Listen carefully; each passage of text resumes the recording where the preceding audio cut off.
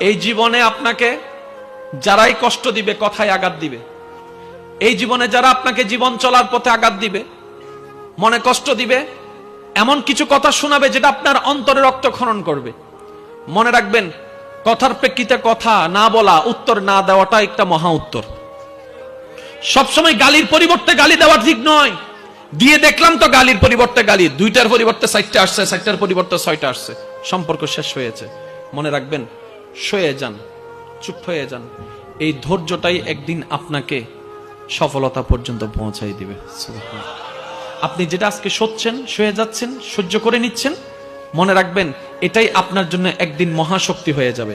আজকে যে দুঃখ, যে কষ্ট, যে বিষয়গুলো আপনার চোখ থেকে পানি ঝরছে, পানি ফেলছে, ধৈর্য ধরে আল্লাহর দিকে ভরসা রেখে সব বাদ দেন, মুস্কি হাসি মুখে রেখে আলহামদুলিল্লাহ বলতে থাকেন। এমন একদিন সময় আসবে এই কষ্টটা কথা চিন্তা করে আপনি হাসতে থাকবেন। এই পাগলা